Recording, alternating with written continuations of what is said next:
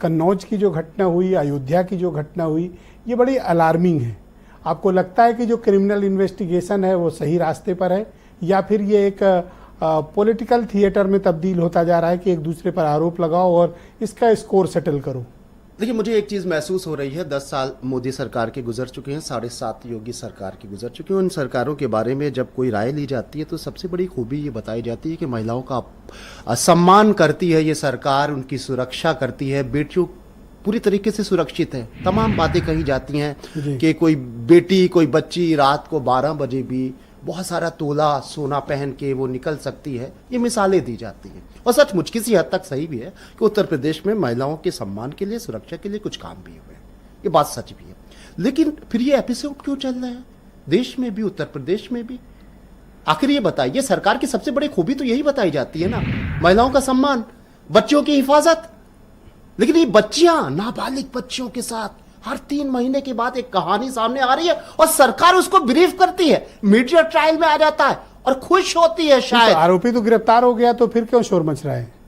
शोर इसलिए मच रहा है क्योंकि रेपिस्ट जो है उसकी या तो लाल टोपी होती है, या भगवा टोपी होती है, या नीली टोपी होती है, उसमें तालियां बजाई जाती हैं और ये कहा जाता है कि रेपिस्ट जो है वो मतलब वो अपने दाग को छुपा लिया जाता है। सरकार अपने उस दाग को छुपा लेती है और यही सरकार, यही पार्टी बार बार कहती है कि हम महिलाओं को सम्मानित करते हैं, हम उनको सुरक्षित करते हैं। लेकिन रेपिस्ट की फिर ये पहचान की जाती है कि वो समाजवादी है, वो बसपाई है, वो कांग्रेसी, कभी कभी तो वो बीजेपी से भी जुड़ा हुआ भी होता है और उसकी खूब चर्चाएं होती हैं। पहले रेप होता है, फिर पॉलिटिकल रेप होता है, फिर मीडिया का रेप होता है, लगातार ये कहानी चलती रहती है, फिर फॉलो एक बात इस घटना में है जो मुझे अभी भी जिसका उत्तर नहीं मिला, हो सकता है किसी के पास हो।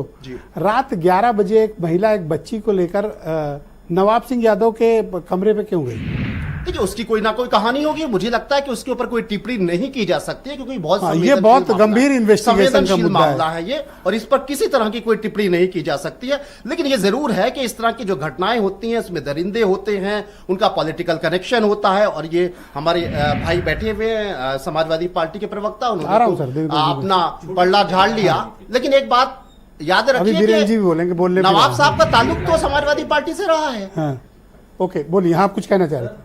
लड़की के माता पिता ने आरोप लगाया है इसकी बुआ के ऊपर कि ये उसको वहां से लाई है, क्या नाम, नोएडा से, लड़की के माता पिता के पास से और दादी बाबा के पास छोड़ने जा रही थी, और जबकि वो महिला ये कह रही है कि वो लखनऊ से आई है। आपका कहने का मतलब है कि महिला वो रोल संदिग्ध है इसमें? महिला का रोल संदिग्ध है, नवाब सिंह के साथ मिली हुई है वो महिला, और भारतीय जनता पार्टी के लोग भारतीय जनता पार्टी तो नवाब सिंह को क्यों फंसाएगी फिर? वो तो नहीं फंसा रही हो तो कह नवाब भैया का कोई गलती ही नहीं है। तो पुलिस कैसे आ गई वहां पे? पुलिस को तो उस लड़की ने बुलाया जब उस लड़की का टॉप ये लड़की नोएडा की है, जब कोई कांटेक्ट नहीं था तो क्यों नवाब सिंह को फंसाएगी? वो नहीं, ये लड़की ये जो बुआ है उसकी, ये वहीं की है। वो नवाब सिंह के साथ उसके 6 महीने से, मतलब 6 साल से उनकी बातचीत है। उस लड़की के अब उसके सगे भाई ने, जो लड़की की बुआ है, जो इस समय विक्टिम लड़की है, उसकी बुआ के ऊपर इतने गंभीर आरोप उसके भाई ने और उसकी भाभी ने लगाए हैं कि वो सुनने लायक नहीं। ऐसा तो लग रहा है इन्वेस्टिगेशन आप ही कर रहे हो। नहीं सर, ये मेरे पास वीडियो अच्छा, आई है। आप अगर चाहें तो वो देख लीजिए, उसके माता पिता का भी रिकॉर्ड है और क्या नाम, बाकी सब लोग। एक्चुअली आइडेंटिटी का विषय है ना, इसलिए दिखाना ठीक नहीं है। इसीलिए मैं आपसे कह रहा हूं कि नवाब सिंह वो महिला भारतीय जनता पार्टी की नेता और ये भारतीय जनता पार्टी के, ये सब